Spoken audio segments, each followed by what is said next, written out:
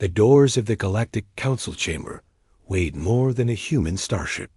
They were built from compressed neutron star matter, forged in the hearts of dying suns, and inscribed with the names of every species that had ever bent the knee to the Council's authority. For 9,000 years, those doors had opened to welcome new civilizations into the fold of galactic order. Every species that passed through them emerged as servants of the compact, their sovereignty surrendered, their futures decided by beings older than Earth's first mountains. Today, those ancient doors groaned open for humanity. Ambassador James Ryder walked forward with measured steps, his polished boots echoing against floors made of crystallized starlight. Behind him followed Dr. Amara Ose, humanity's foremost xenobiologist, and Admiral Victor Crane, whose chest bore medals from 3 planetary conflicts. They moved in perfect formation, 3 humans against a galaxy that had already decided their fate. The chamber stretched before them like the interior of a hollow moon. Tiered platforms rose toward a ceiling lost in artificial clouds, each level holding delegations from hundreds of worlds. Beings of light and shadow watched them approach. Creatures with too many eyes or no eyes at all tracked their progress. Entities that existed partially in dimensions humans could not perceive flickered at the edges of their vision. 943 species. That was what humanity's intelligence had determined. 943 civilizations, representing over 12,000 inhabited worlds, all united under the banner of the Galactic Compact, all subservient to the will of the Council. And at the center of it all, floating above a platform of pure energy, waited the Arbiters. There were 7 of them, the oldest beings in known space, consciousness patterns that had survived the death and rebirth of galaxies.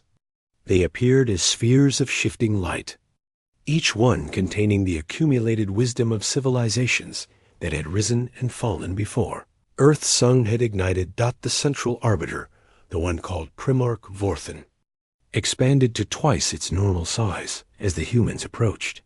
"You are the species designated human." Vorthen's voice resonated through dimensions, bypassing ears entirely and depositing meaning directly into the brain. Native to the planet called Earth, 3rd orbital body of an unremarkable yellow star in the outer spiral arm. James stopped exactly where protocol demanded, neither too close to show aggression, nor too far to show fear. "We are humanity, and we have come in response to your summons." A ripple passed through the chamber. Species that had witnessed 10,000 such audiences recognized something unusual. The human had used the formal term. He understood what it meant to be summoned rather than invited. "You received our communication," Vorthen continued. "You understand what is expected." "We understand what you expect," James replied calmly. "Whether we will provide it remains to be discussed." Silence crashed through the chamber like a physical wave. In 9,000 years, no species had ever suggested that submission to the compact was negotiable. From the upper tiers, a massive figure rose. It stood 4 meters tall, covered in plates of natural armor that could deflect plasma fire, with 6 arms that ended in claws capable of tearing through starship hulls. This was Warlord Grenix of the Valkyrie Dominion, the Council's most feared enforcer. These creatures dare to bargain? Grenix's voice was a deep rumble that made several smaller species flee their platforms. "They are insects. Their world is a death trap of toxic atmosphere and crushing gravity. They have possessed space travel for less than 2 centuries. Dr. Ase stepped forward, her voice calm, despite facing a being that could kill her with a single blow. "Our world has a gravity of 1 standard unit. Our atmosphere contains 21% oxygen. We have survived 5 mass extinction events. Our planet did not coddle us into intelligence. It tried to kill us for 300,000 years, and we became dominant anyway." She pulled up a holographic display from her wrist computer.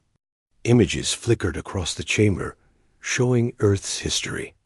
Ice ages, volcanic winters, predators with jaws that could crush bone, diseases that killed millions.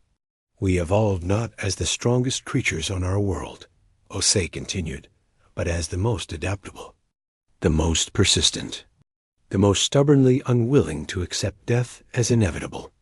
Grenex laughed, a sound like grinding metal.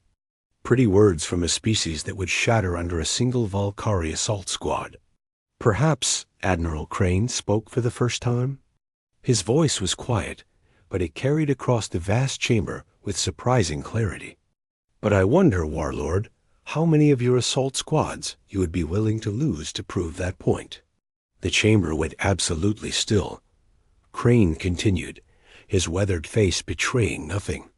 We have studied your wars, your tactics, your victories. The Valkyrie are impressive. You conquer through overwhelming force, through shock and terror, through the certain knowledge that resistance is futile. He paused, letting his words sink in. But humanity has never believed that resistance is futile. We have a different philosophy. We call it spite. We will fight to the last soldier, the last bullet, the last breath. Not because we expect to win, because we refuse to make your victory easy. The holographic display shifted, showing images from human history. Trenches stretching across muddy fields. Cities burning under aerial bombardment. Soldiers charging into impossible odds. We spent 10,000 years learning to kill each other, Crane said. We industrialized warfare. We invented weapons that could destroy our entire planet. And then, just before we could use them, we stopped fighting among ourselves. His eyes met the warlord's compound gaze. We stopped because we found something else. Your signal. Your compact. Your galaxy full of species who had surrendered their futures to avoid conflict. James stepped forward again, taking control of the conversation. 6 months ago, we received a transmission. Not from you. From a species called the Rhinari, who are being systematically exterminated by the Valkyrie Dominion. A gasp rose from several delegations. The Rhinari were not supposed to exist anymore. They had been purged 3 years ago for refusing compact membership. They begged for help, James continued. They described what was happening to them. And they asked if anyone in the galaxy had the courage to stand against it. He reached into his pocket and produced a small device, holding it up for the chamber to see. We tracked their signal. We found their survivors. 40,000 of them, hiding in an asteroid belt, slowly starving to death. And do you know what we did? Vorthan's light pulsed with something that might have been uncertainty. You could not have reached them. Their location was in Valkyrie space. We reached them, James said simply.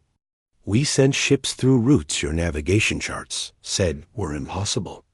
We extracted 40,000 refugees from under the Valkyrie fleet's nose. And we brought them to Earth. Grenex surged forward, his armored form trembling with rage. You invaded Valkyrie territory. You stole our rightful prey. This is an act of war. No, James replied, his voice still calm. This was an act of mercy. War would look very different. He pressed a button on the device. Above the chamber, a new holographic display appeared. It showed Earth, peaceful and blue, and surrounding it, hidden among asteroids and satellites and debris, were weapons, thousands of weapons. We have spent the past 6 months preparing, James said, not to attack you, to defend ourselves.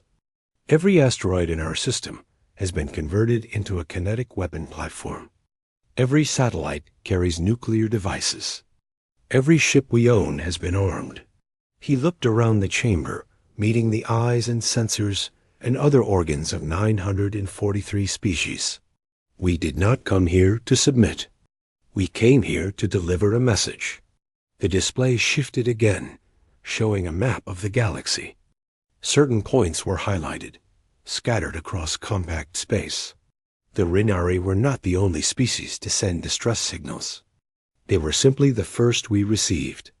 In the past 6 months, we have made contact with 47 other civilizations that exist outside your control. Species you thought you had exterminated. Worlds you thought you had pacified. Refugees who have been hiding in the void for generations, waiting for a sign that change was possible. James's voice hardened. We have formed an alliance. Not an empire. Not a dominion. An alliance of the willing. Species who have chosen to help each other survive, rather than submit to a galaxy that would erase them. Vorthen's form flickered through colors that had no names in human languages. You would challenge the compact? The combined might of 12,000 worlds? We would challenge any power that demands our freedom as the price of peace. Admiral Crane stepped up beside the ambassador. You asked what humanity would be willing to sacrifice for the Rinari, for strangers we had never met. The answer is everything, because we believe that if we are willing to sacrifice others to save ourselves, then we are not worth saving. The chamber erupted into chaos. Delegations shouted at each other, at the humans, at the arbiters. Accusations flew across dimensional barriers. Ancient alliances frayed as species that had been silent for millennia suddenly found their voices. But through it all, the 3 humans stood perfectly still, perfectly calm, because they had not come to negotiate. They had come to plant a seed dot, and as the chaos continued, James Ryder smiled slightly. Because in the back of the chamber, he could see delegations whispering to each other. Species that had accepted compact rule for generations were now asking themselves a question that humanity had just made thinkable. What if we said no? The doors of the council chamber had opened for humanity. But what walked through them was not a supplicant species, come to bend the knee. It was hope. And hope, once released, is impossible to contain. The Rinari homeworld had burned for 3 days before the survivors managed to escape. Elder Tessara still remembered the smell of crystalline forests turning to vapor, the sound of a billion voices crying out in terror, the sight of Valkyrie dropships descending through clouds of ash. Her people had been scholars, artists, and dreamers. They had never raised a weapon in their 8,000-year history. They had believed that peace was the natural state of the universe. The Valkyrie had taught them. Otherwise, now, Tessara stood on the bridge of a human vessel called the Resilient, watching through viewing screens as the fleet assembled. 43 ships of various sizes and configurations, crewed by species that the Compact had tried to erase from existence. The Sethoni, whose gaseous forms made them impossible to kill individually, but whose planets had been rendered uninhabitable. The Koravi, silicon-based warriors who had been hunted to near extinction for refusing to disarm. The Methane Collective, who had secretly preserved genetic samples of 17 destroyed civilizations in their frozen moon bases. And the humans. Always the humans. Captain Natasha Volkov moved through the bridge with the easy confidence of someone who had faced death many times and was no longer impressed by it. She was young by the standards of most spacefaring species, barely 40 Earth years, but her eyes held the weight of centuries. Elder Tessara, Volkov said, approaching the Rinari observer. We have received confirmation from Earth. The Valkyrie are mobilizing. Tessara's luminescent form flickered with distress. How many ships? 320 warships. They call it the Cleansing Fleet. They come to finish what they started. They come to try. Volkov smiled, that strange human expression that showed teeth like a predator, but somehow conveyed warmth. We have prepared a welcome for them. On the tactical display, the Sol system appeared in detailed holography. Earth hung at its center, blue and green and utterly beautiful. Surrounding it, invisible to most sensors, was the defense network that humanity had spent 6 months constructing. The other species of the Alliance had contributed what they could, The Sithoni provided cloaking technology that bent light around objects. The Korave shared their knowledge of shield harmonics. The Renari, despite having no military traditions, offered something equally valuable: their understanding of compact communication protocols, gathered during their centuries of observation, but the weapons themselves were purely human nuclear devices hidden among asteroids. Rail guns capable of accelerating projectiles to a fraction of light speed. Kinetic platforms that could turn space debris into lethal ordnance. And most terrifying of all, the solar focusing array, hundreds of mirrors positioned throughout the asteroid belt, capable of concentrating the sun's energy into a weapon that could melt starship hulls. "Your people are remarkable," Tessara said quietly. "You have had space travel for such a short time, yet you build weapons of such terrible efficiency." Volkov's smile faded slightly. "We had a lot of practice on each other. Our history is not something we are proud of, Elder, but we learned from it." "What did you learn?" The captain was silent for a moment, considering the question. "We learned that strength without purpose is just brutality. That victory without principles is just domination. And that peace bought through submission is just another form of war."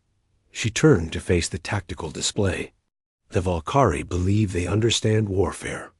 They believe that larger fleets, superior firepower, overwhelming force will always triumph. But they have never fought an enemy who refused to calculate the odds. An enemy who would rather die standing than live kneeling." An alert chimed across the bridge. Lieutenant Marcus Torres, the communications officer, looked up from his console with a pale face. "Captain, we have incoming transmission from the Council flagship. Arbiter Vorthen is requesting direct communication." Volkov raised an eyebrow. "Requesting? Not demanding?" "Yes, ma'am." The phrasing is quite specific. Interesting. The captain moved to the central command chair. "Put them through." The main view screen flickered, and the shifting form of Vorthen appeared. For a being of pure energy, the Arbiter managed to convey a remarkable amount of discomfort. "Captain Volkov of the human vessel Resilient, the Council has observed your fleet's formation with considerable concern." "I imagine you have, Arbiter. You must understand the position you have placed us in. The Valkyrie are compact enforcers. Their actions against the Renari were sanctioned under Council authority. By interfering, by harboring the survivors, humanity has committed acts that require response." "Required by whom?" Vorthen's form pulsed with agitation. "Required by the structures that have maintained galactic peace for 9,000 years. Required by the precedents that prevent civilizations from devouring each other. Required by the fundamental principles of the Compact." Volkov leaned forward in her chair. "Arbiter, with respect, let me ask you a question. In those 9,000 years, how many species have been exterminated for refusing to join your compact?" Silence. "I have studied your histories," she continued. "The official ones that you share with new members, and the hidden ones that survivors have preserved. The Velthani, the Morgrith, the Crystalline Hive, the Drakenborn. Over 400 civilizations, wiped from existence because they would not submit. Those species threatened the stability of galactic order. They threatened your control. There is a difference." Vorthen's light darkened to deep crimson. "You speak of matters you do not understand. The Compact exists to prevent greater horrors. Without central authority, the galaxy would collapse into endless war." "Perhaps," Volkov acknowledged. "But what you have created is not peace. It is silence. The silence of species too afraid to speak, too broken to resist, too dead to object." She stood, drawing herself to her full height, despite knowing that the Arbiter could not perceive such physical gestures. Humanity offers a different vision. Not an empire, but an alliance. Not forced submission, but willing cooperation. Not the peace of the grave, but the messy, complicated piece of beings who respect each other's right to exist. The Valkyrie will destroy you. They will try, and they may succeed. But in the trying, the galaxy will see that the compact can be challenged, that its power is not absolute. That hope is still possible. The transmission ended abruptly. Elder Tessera moved to stand beside the captain.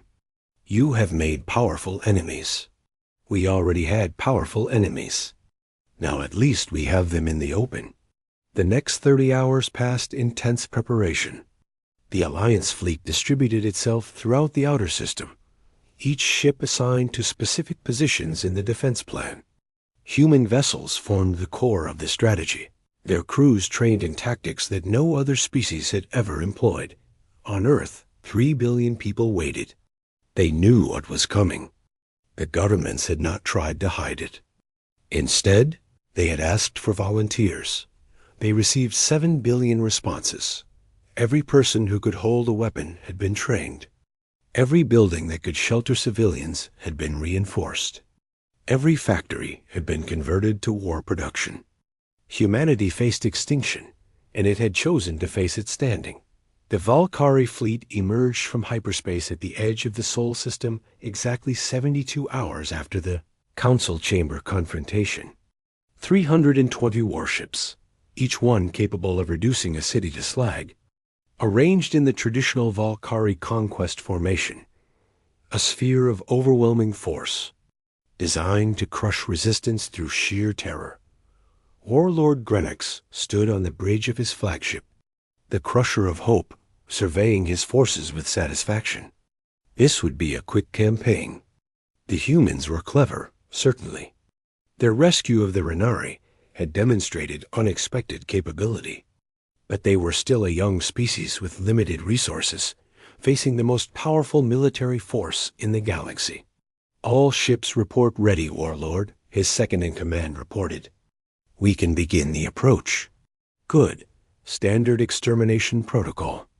Destroy their orbital infrastructure, then begin planetary bombardment. I want this world sterilized within one rotation. What of the other Alliance vessels? Our sensors detect 43 ships in the system. Grenex made a dismissive gesture with one of his 6 arms. Irrelevant. They cannot match our firepower. Once Earth burns, they will scatter and hide. We will hunt them down at our leisure.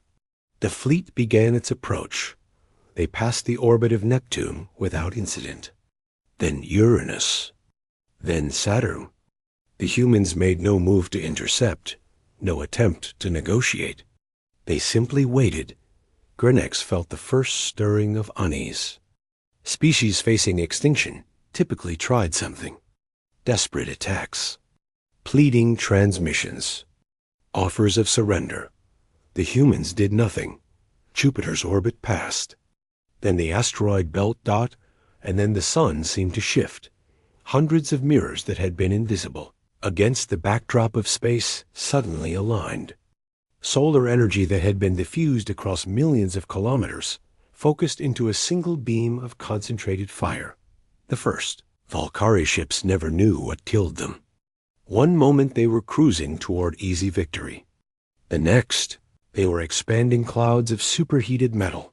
17 ships destroyed in the first 3 seconds. The Valkyrie. Formation shattered as captains instinctively scattered to avoid the beam. And in that moment of chaos, the rest of the trap was sprung. From the asteroids came missiles. Not the sophisticated guided weapons that civilized species employed, but simple kinetic projectiles. Masses of metal accelerated to terrifying speeds by railguns hidden throughout the belt. They could not be jammed. They could not be fooled. They could only be stopped by direct interception. And there were thousands of them, not 20 more ships died. And from the darkness of space, the Alliance fleet emerged to attack. The Battle of Sol had begun.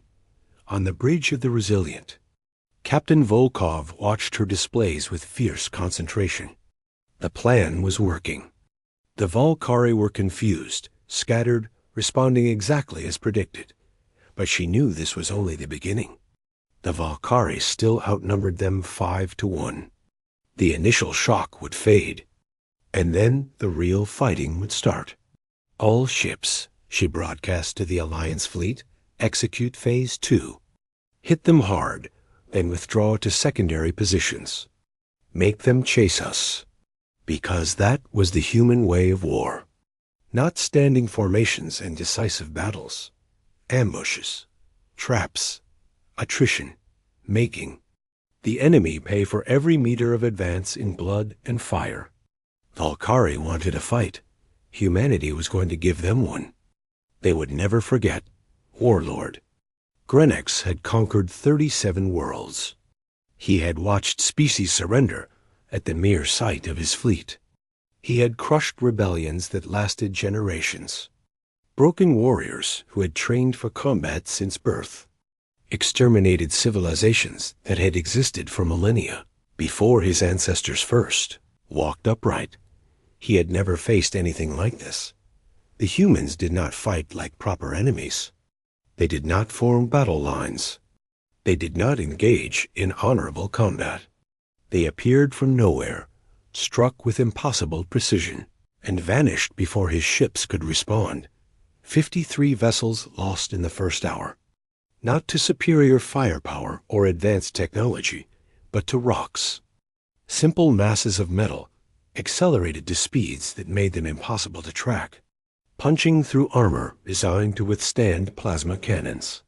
Warlord, his tactical officer reported, voice trembling slightly, enemy fleet is withdrawing toward the inner system. Then pursue them. Close the distance. Sir, our formation is scattered. Regrouping would require. I said pursue. Grenex's claws dug into the arm of his command throne. They are 40 ships against nearly 300. They cannot defeat us. They can only delay us. The Valkyrie fleet surged forward, abandoning careful formation for aggressive pursuit. Exactly as humanity had planned. On the Resilient, Captain Volkov watched the enemy ships cross the threshold she had been waiting for. They have entered the secondary kill zone, Lieutenant Torres reported. All ships confirm targeting solutions. Execute. Throughout the asteroid belt, devices that had been dormant for 6 months came alive. They were not weapons exactly. They were mining charges, designed to break apart asteroids for resource extraction. Humanity had simply pointed them in a different direction. The charges detonated simultaneously. Billions of tons of rock fragmented into clouds of debris, moving at various speeds and vectors. The Valkyrie fleet, spread out in pursuit formation, found itself flying through a hurricane of stone-dot shields could stop directed energy. Armor could deflect weapons fire. Nothing could stop the sheer volume of mass now, filling space around them.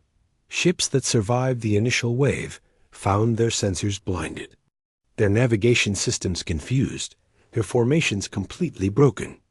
And from the chaos, Alliance vessels emerged like predators sensing wounded prey. The Koravi ships were perfect for this kind of fighting.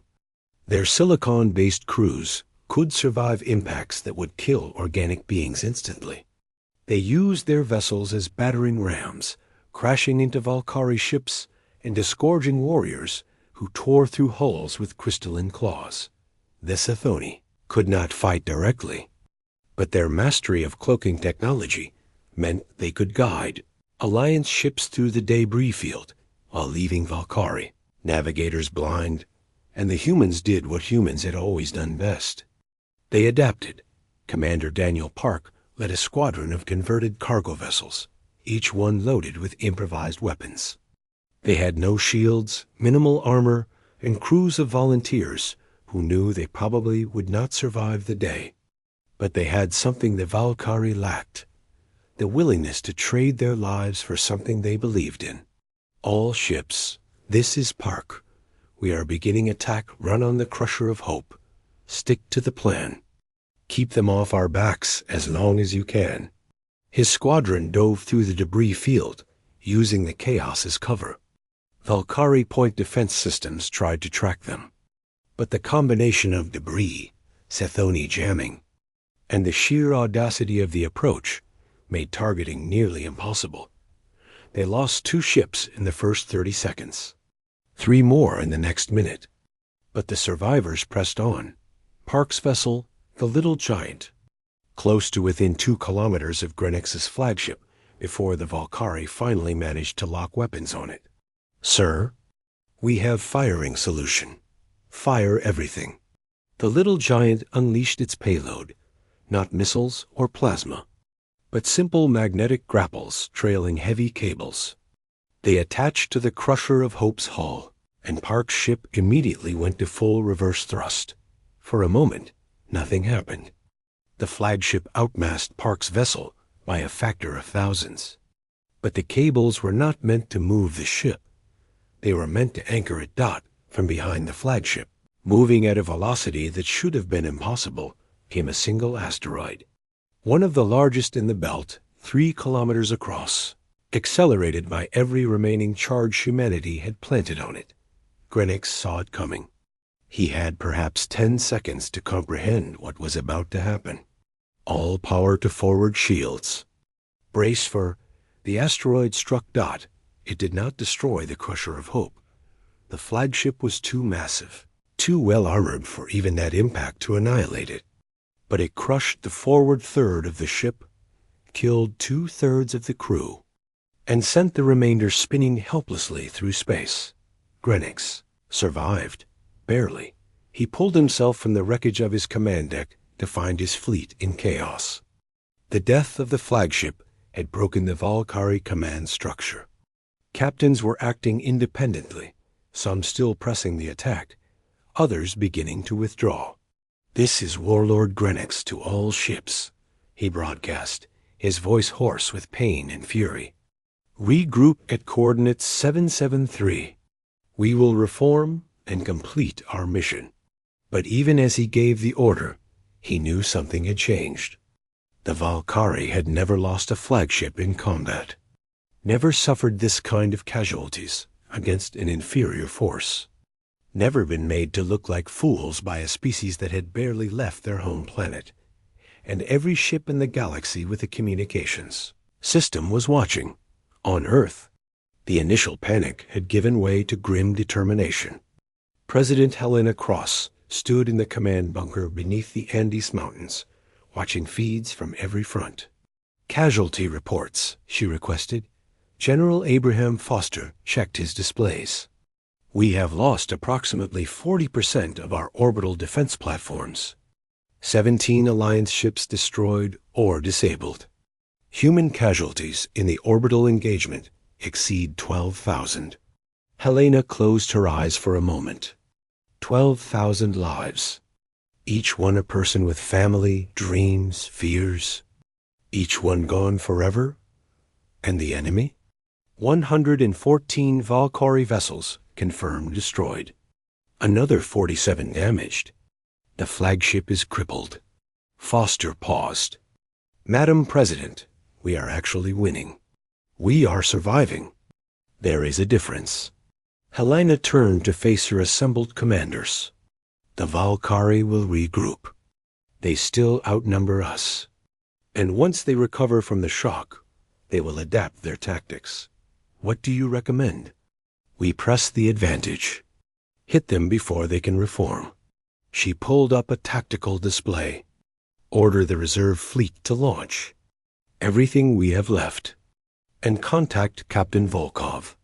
I want a coordinated assault on the remaining heavy units. Madam President, our reserves are our last line of defense. If we come, emite them now and fail, then we will have failed completely instead of partially." Helena's voice was quiet but absolute. "General, the galaxy is watching. Species that have been afraid for millennia are seeing that the compact can be challenged.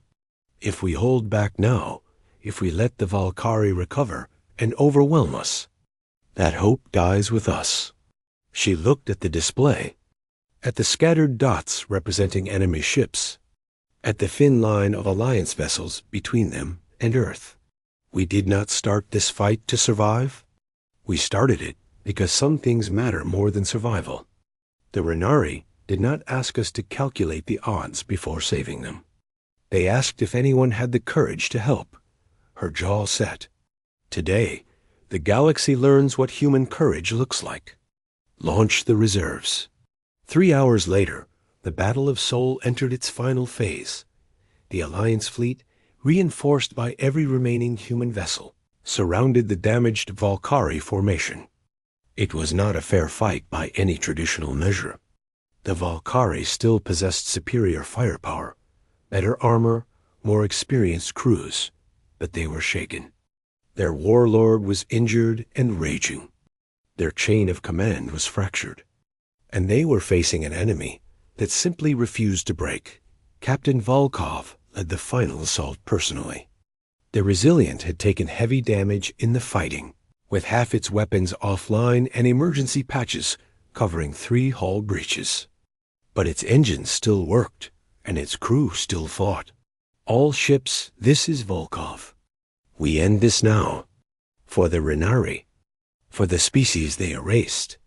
For everyone who ever dreamed of a galaxy free from fear. The Alliance fleet attacked. What followed was not a battle but a reckoning. Ships died on both sides. Heroes performed acts of sacrifice that would be remembered for generations. Villains met their ends in the vacuum of space dot, and when it was over. When the surviving Valkyrie ships finally broke and fled for hyperspace. The Alliance held the field. Grenex watched from an escape pod as his fleet scattered. He had lost 268 ships, the greatest military defeat in Valkyrie history. Inflicted by primitives, by vermin, he made a silent vow. This was not over. Humanity would pay for this humiliation, even if it took 1,000 years, even if he had to tear down the entire galactic order to do it. He would have his revenge, but that was a concern for another day. Today, against all odds, humanity had won, and nothing would ever be the same. The news of the Battle of Sol spread through the galaxy like wildfire through dry grass. Every species with access to communication networks heard the story. The Valkyrie Dominion, the most feared military force in the Compact, had been defeated by a species that most civilizations had never heard of before. The humans, on 1,000 worlds, beings who had spent generations in quiet acceptance of Compact rule, suddenly found themselves asking dangerous questions. If the Valkyrie could be beaten, what else might be possible? If 3 billion humans and a handful of refugee ships could defeat a fleet of 300 warships, what might happen if others joined them? The Galactic Council understood the threat immediately.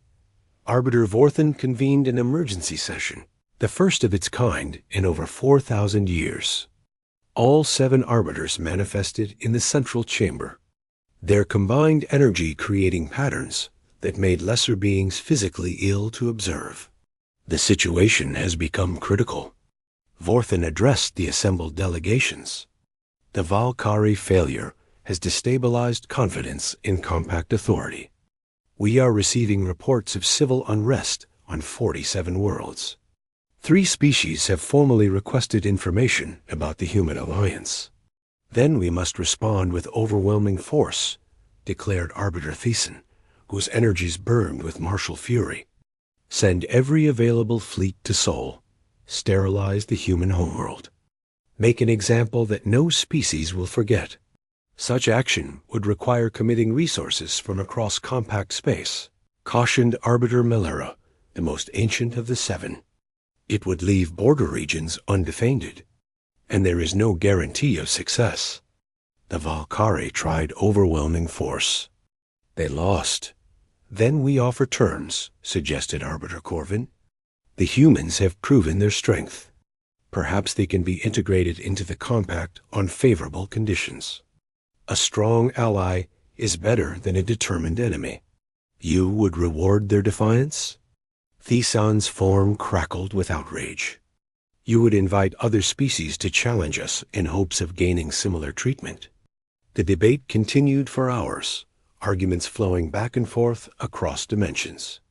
And while the arbiters argued, the galaxy changed beneath their notice. Ambassador James Ryder had not slept in 3 days.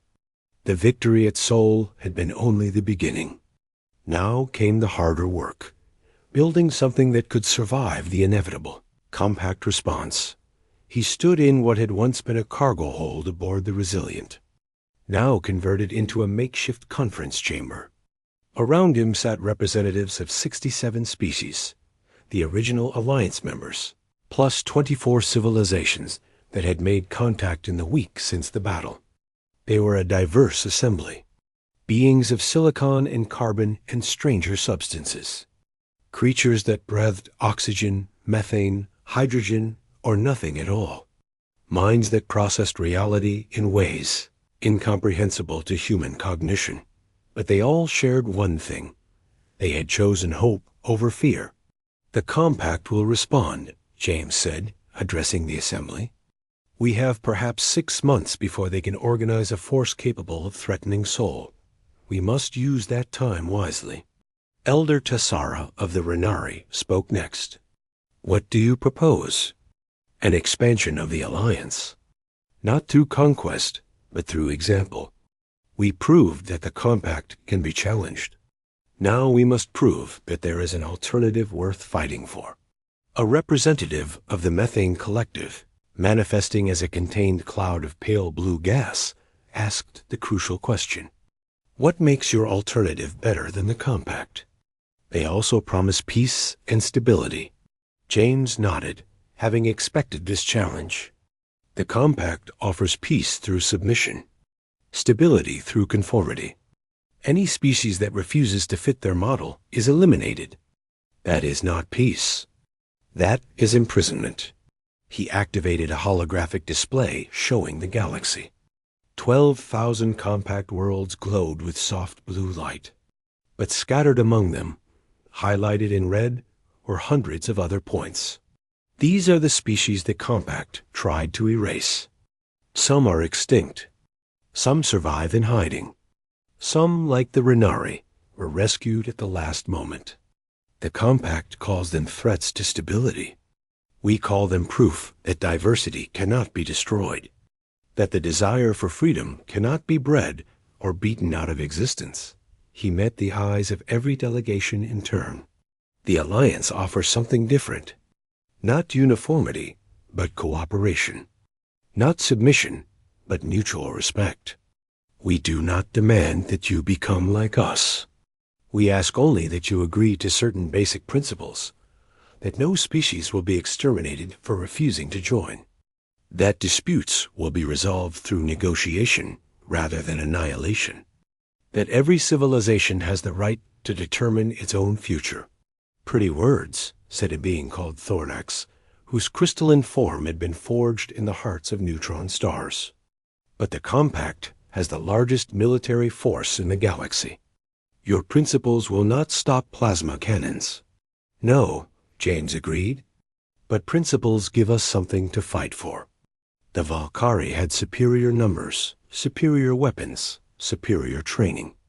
They lost because we were willing to sacrifice more than they could comprehend, because we were fighting for something beyond survival. He paused, letting his words settle.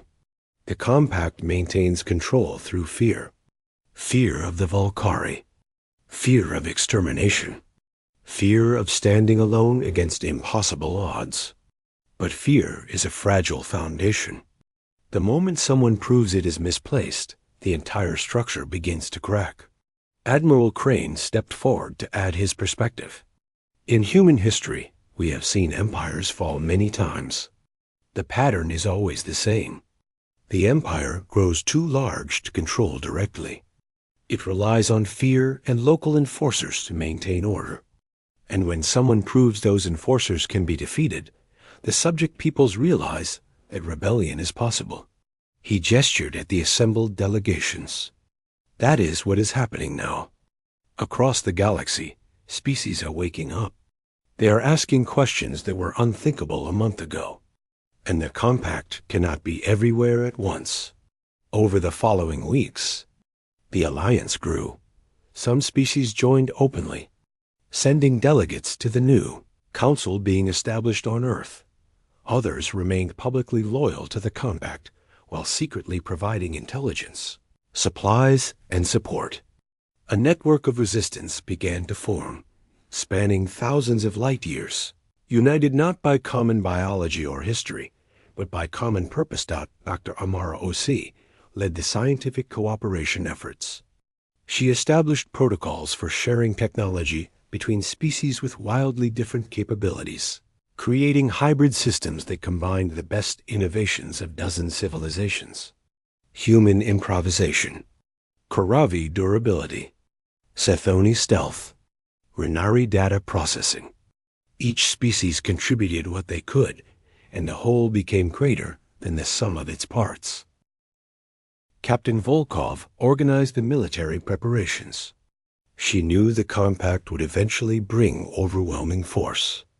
The alliance could not match them ship for ship, but they could prepare defenses throughout their territory, establish supply lines and fallback positions, train crews in the guerrilla tactics that had proved so effective at Seoul. We cannot win a direct confrontation, she explained to the Joint Military Council. Not yet. Our strategy must be to make conquest too expensive to pursue. Every system they attack must cost them more than it is worth. Every world they threaten must be defended by ships from a dozen species. We fight together, or we die alone. But the most important work was being done by Ambassador Ryder and his diplomatic team. They traveled constantly, visiting world after world, meeting with species that had been silent for generations. Some were descendants of civilizations the compact had tried to destroy. Others were populations that had quietly chafed under compact rule for millennia, waiting for a chance to break free. On each world, the message was the same. You are not alone. There is another way. Join us. Not everyone agreed. Many species were too afraid, too damaged, or too deeply integrated into compact systems to risk rebellion. James did not blame them. He simply asked them to remember that the alliance existed, and to consider helping when the time came, because he knew the time would come. 3 months after the Battle of Seoul, the compact finally announced its response. Arbiter Vorthen appeared in a galaxy-wide broadcast. His form expanded to fill view screens across 12,000 worlds. The criminal entity calling itself the Human Alliance has committed acts of piracy and mass murder against lawful compact forces. They have sheltered terrorists and encouraged sedition among peaceful worlds. Such actions cannot be tolerated. His light intensified, taking on threatening overtones. The Council has authorized the formation of the Grand Fleet. Representatives from 400 member species will contribute vessels and personnel. This force will proceed to the Sol system and demand the unconditional surrender of all Alliance forces. Any species found to have aided the Alliance will face immediate pacification. The broadcast ended, leaving stunned silence across the galaxy. In the Alliance Council chamber, the response was grim but determined. 400 species, General Foster said quietly.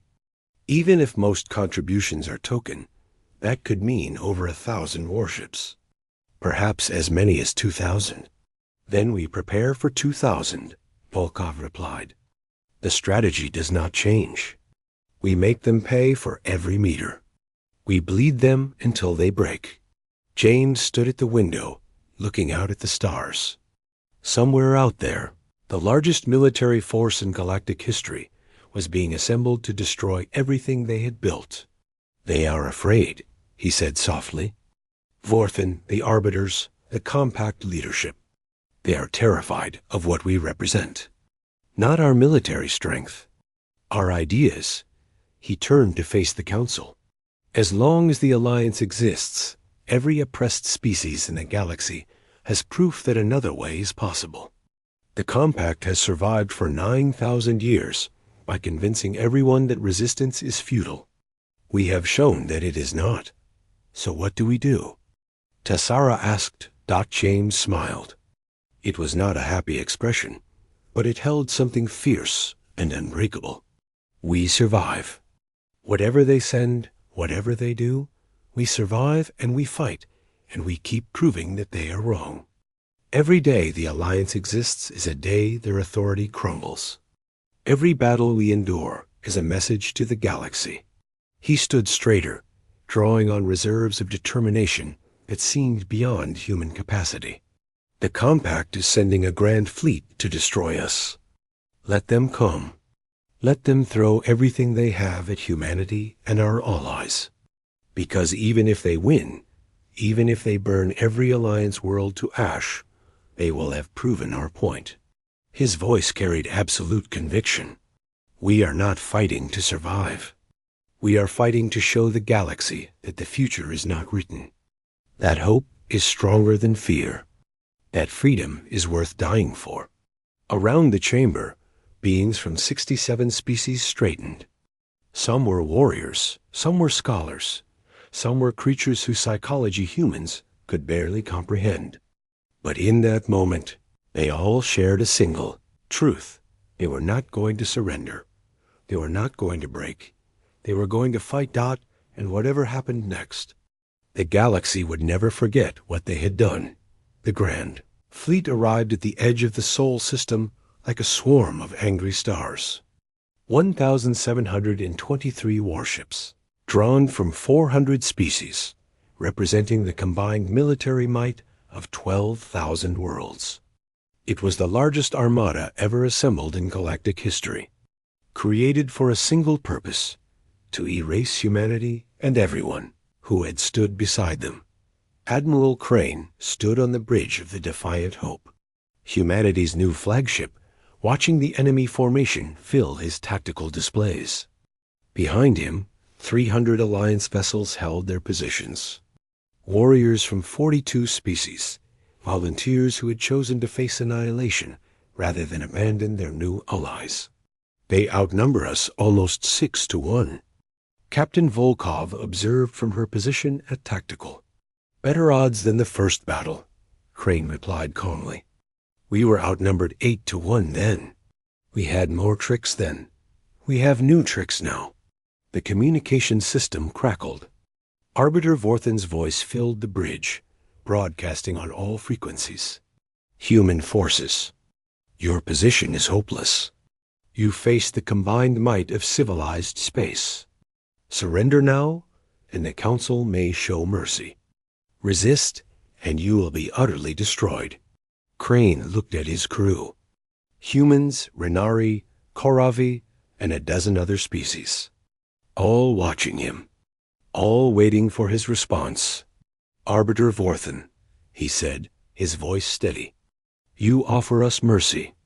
But I wonder, what mercy did you show the Renari? The Velfani? The 400 other species you exterminated because they would not kneel? He stepped forward, hands clasped behind his back. You call us criminals, terrorists, threats to galactic order. But we know what we are.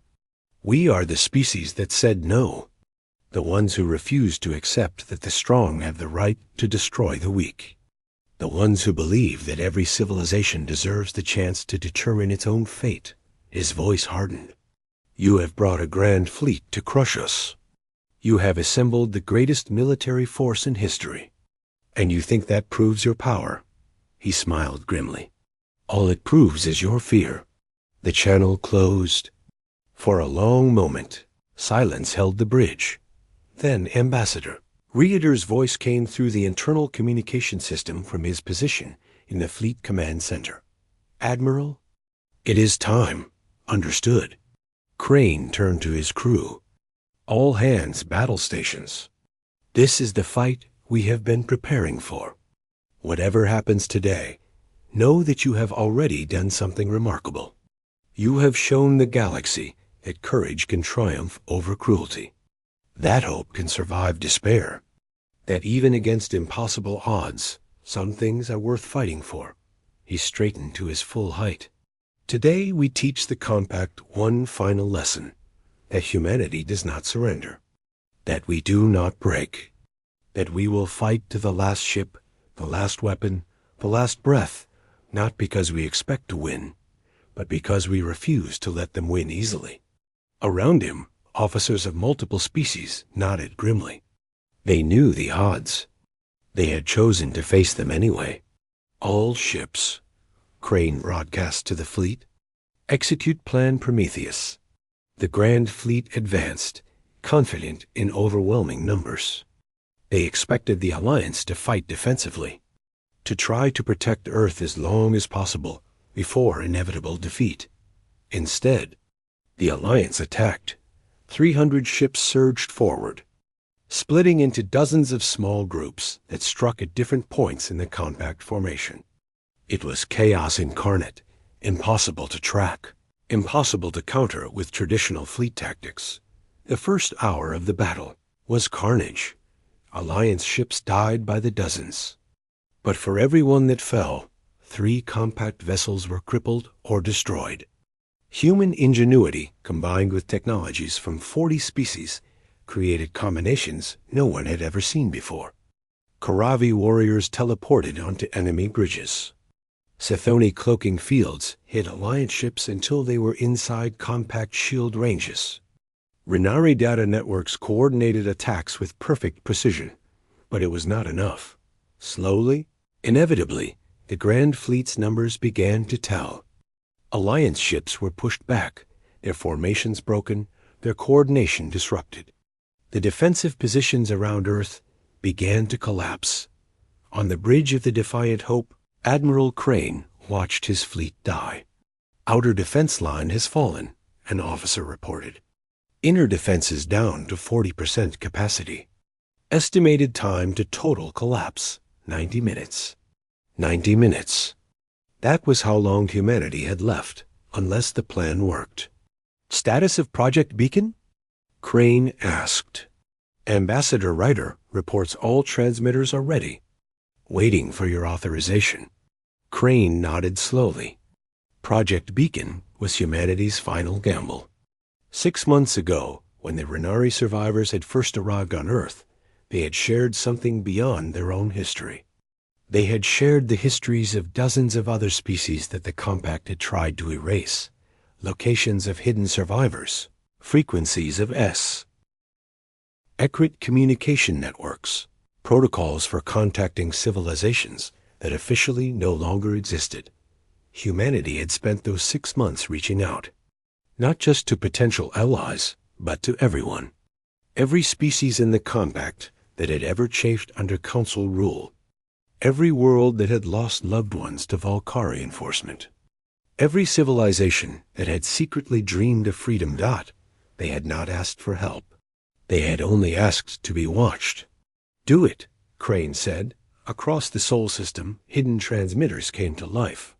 They broadcast a simple message, repeated in every language humanity had ever learned. The Alliance stands. Against the combined might of the Compact, we have held for 90 minutes. We will continue to hold until we fall. We do this not for ourselves, but for everyone who ever believed the galaxy could be different. Watch what happens when beings choose hope over fear. Remember, and when you are ready, do the same. The message spread at light speed, carried by relay stations positioned throughout Alliance territory. Within hours, it would reach every corner of the galaxy. And then the unexpected happened. At the edge of the solar system. New ships began arriving. First, in the Valorian Collective. 17 vessels that had officially remained neutral. Their commander broadcast a simple message. We cannot stand by while courage is punished. Then the Trenthi Confederation. 32 ships emerging from hyperspace in perfect formation. Our ancestors were destroyed by the Compact. Today we honor their memory. Then the Methane Collective, who had supposedly contributed forces to the Grand Fleet. 147 of their vessels turned their weapons away from the Alliance and toward the Compact ships beside them. We never served the Council willingly. Today we choose freedom. And they kept coming, species after species, civilization after civilization. Some sent one ship. Some sent dozens. Many were small, weak, ill-equipped for battle. But they came anyway, because for the first time in 9,000 years, someone had shown them that resistance was possible. Within 3 hours, 400 new vessels had joined the Alliance lines. Not enough to match the Grand Fleet, but enough to change the equation. Arbiter, Vorthen watched his carefully planned extermination collapse into chaos. Compact vessels were fighting each other as species chose sides. The Grand Fleet's numerical advantage was eroding by the minute. And worst of all, across the galaxy, his monitors showed unprecedented civil unrest as populations watched the battle and saw hope for the first time. Break off the attack, he finally ordered. All loyal vessels withdraw to defensive positions. We will regroup and... Arbiter, a communication officer, interrupted. We are receiving transmissions from the core worlds. Multiple species are formally requesting withdrawal from the compact. The Council is receiving petition after petition for independence. For the first time in his 9,000-year existence, Vorthen felt genuine fear. This was not a battle anymore. This was a revolution. The Grand Fleet withdrew. Not in defeat, but in recognition that victory could no longer be achieved. The galaxy they had controlled for millennia was changing too fast to suppress, and in the Sol system, surrounded by allies they had never expected. Humanity and the Alliance had survived. 1 year later, Ambassador James Ryder stood in the new Galactic Assembly chamber on Earth. It was a deliberate choice, holding this meeting on humanity's homeworld. A reminder of where the revolution had begun. Around him sat representatives of 347 species. Not an empire, not a compact. A true alliance of equals, bound together by shared principles rather than fear. The Reformed Council has accepted our terms, he announced. The compact will be dissolved. Species will be free to join the new assembly or remain independent as they choose. Forced assimilation is permanently banned, and the Valkyrie Dominion has been stripped of its enforcement role. Applause rippled through the chamber. For many of the delegates, this moment represented the culmination of dreams that had seemed impossible for generations. But James held up his hand for silence. This is not an ending. It is a beginning. We have broken one system of tyranny. We must now build something better in its place. That will be harder than any battle we have fought. It will require compromise, patience, and the willingness to accept that beings different from ourselves deserve the same freedoms we claim for ourselves. He looked around the chamber, meeting the eyes of allies who had become friends. The old compact lasted 9,000 years because it was held together by fear. Our alliance will last longer because it is held together by choice, by the recognition that diversity is strength, that cooperation is better than domination, that the measure of a civilization is not how it treats the powerful, but how it treats those who cannot fight back. Elder Tessera rose from her seat. Her people numbered barely 100,000 now, scattered across a dozen worlds. But they had survived, and they would rebuild. When the Renari sent our distress signal, we hoped someone might save a few survivors. We never imagined that our cry for help would ignite a revolution that changed the galaxy. She turned to face the human delegation. Your species found us. You rescued us when no one else would come. And then you did something even more remarkable. You taught the galaxy that the future is not written by the powerful. It is written by those brave enough to stand against injustice, even when standing seems hopeless. She bowed, a gesture of respect that crossed species boundaries. The Renari will never forget. The galaxy will never forget. What humanity did proves that every species, no matter how small or weak, can make a difference. That one act of courage can change everything. That night, James stood on a balcony overlooking the assembly complex. Earth spread out below him, recovering from the war, already changing to accommodate its new role as the birthplace of galactic democracy. Volkov joined him, her uniform now bearing the insignia of the Alliance Defense Force. "You look tired," she observed. "I am tired. We all are." He smiled slightly. "But it was worth it. You really believe that?" He considered the question carefully. "When I was a boy, I read about people who stood against impossible odds. Soldiers who held hopeless positions. Activists who faced down tyranny with nothing but their convictions. I always wondered, why did they do it? What made them sacrifice everything for causes that seemed doomed?" He looked out at the stars. "Now I know. They did it because some things matter more than winning. They did it because the act of standing up, the act of refusing to accept injustice, has value regardless of outcome. They did it because they understood that the worst defeat is not losing a battle. It is never fighting at all." Volkov nodded slowly. "And what happens now? Now we do the hard work. We build something that lasts. We make mistakes and fix them. We argue and compromise and slowly create a galaxy where our children can look up at those stars and see possibility instead of threat." He straightened, pushing away his exhaustion through sheer will. "The compact ruled through fear for 9,000 years. We will build something different. Something that proves that hope is stronger than fear. That courage is more powerful than cruelty. That the measure of a civilization is not its weapons or its territory, but its willingness to protect the innocent and welcome the stranger. Above them, ships from 100 worlds moved through Earth's orbit. Species that had been enemies now worked together. Beings that had never imagined meeting humans were now part of something larger than any single civilization. The galaxy had changed. Humanity had changed it, not through conquest, not through domination, through the simple, powerful act of answering a cry for help, and proving that some things are worth fighting for, no matter the odds. The story of the Alliance was just beginning. There would be more challenges, more enemies, more moments when everything seemed hopeless. But those who had stood at Sol knew a truth that would carry them through whatever came next.